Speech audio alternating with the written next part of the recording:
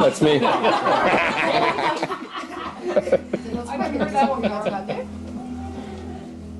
There are these precious moments in our lives that form the basic components of who we will become. They knit together our personality, character, dreams, hopes, desires, ambitions, beliefs, convictions, fears, anxieties, infatuations, our goals. They make us who we are. It's these moments that stand out in our minds, the memories we hold on to when life kicks us on our ass and this world seems to turn its back on us, like being thrown from a dream into the real world. These brilliant moments are often what we come to know as the good old days.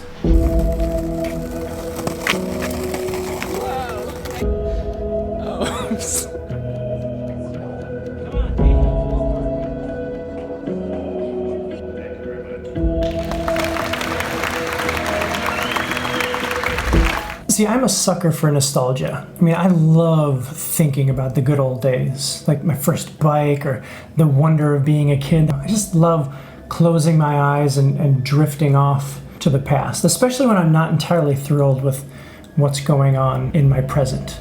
But that's the thing with nostalgia, and it's not present. Quite literally, nostalgia is a wistful desire to return in thought or in fact to a former time in one's life, to one's home or homeland, to one's family and friends, a sentimental yearning for the happiness of a former place or time.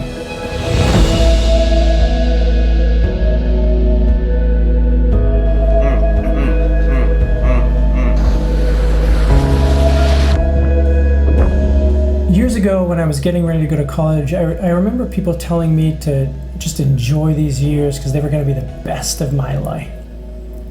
And I remember being sort of disappointed by the notion. I mean, college, really? Don't get me wrong, it was a hell of a lot of fun, but cheap beer, video games, and little to no responsibility. I mean, my God, can't life get any better than that? See, living in the past literally keeps us from moving forward, from growing up and learning new things and adapting into new and better people. It's like there's this deep fear of acknowledging the brokenness of our current reality, as if we believe that as long as we ignore it, it's not really there. Kelly and I are in Athens, Greece right now, and it's just breathtaking here. I mean, we're right on the ocean, we're close to a park to walk through, there's fresh produce, it's beautiful. But one of my favorite things that I've been doing since we've been here is the dishes. I get these pieces of time in this tiny little kitchen, this small little sink, to clean, look out the window, and mostly just be.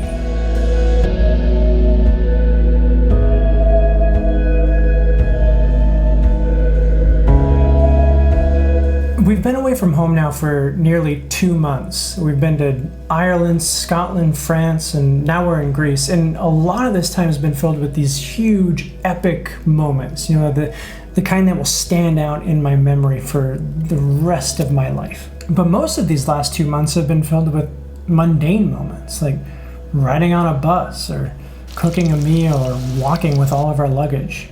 Or even quite challenging moments, like almost not passing customs in the UK because we filled out our form wrong, or flights getting canceled, or feeling out of place, like we just don't belong anywhere. There have been moments that I wish we just never left our home and our community and my salary behind. Or other moments where I wish that we could just skip ahead and figure out this whole life thing perfectly and know exactly where we're going. And it's in these moments of challenge that I remember back to Sunday mornings as a pastor before worship would start. We had a number of people who didn't have steady homes, and they would come early to hang out on the space.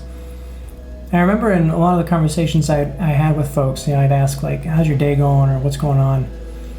And on a regular basis, people would respond with gratitude. And I'd hear answers like, well, I woke up this morning, so I'm doing fine. In the midst of adversity, oppression, and marginalization on a scale that I could never imagine and most likely will never experience, there was still joy. There's this passage in the book of Philippians that says, "Rejoice in the Lord always. Again, I say, rejoice." And in reading these words, it's really easy to forget that the author, Paul, has been beaten, stoned, incarcerated, left for dead, exiled, persecuted, nearly drowned, and operates on a daily basis without any home or any form of stability. And this is the guy that is telling us to rejoice. Joy isn't cheap. You don't find it in a vacuum off by itself. It doesn't come from the perfect selfie or the dream job. We find joy in the dirt, in the mundane. We find joy in the everyday parts of our lives. Stuck in traffic, waiting at a bus stop, going to bed exhausted, waking up the next day feeling like this whole life thing is going nowhere. Joy is real because it comes out of the parts of us that are broken, imperfect, and ordinary.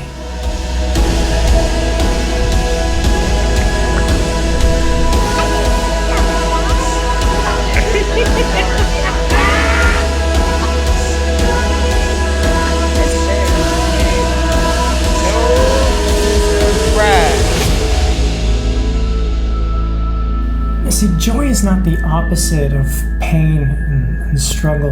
They're all tangled up, wrapped up together. And I think what I am learning is how to hold together my own ability to lament what is broken, to fight for where justice is lacking, and to rejoice in the gift of simply being.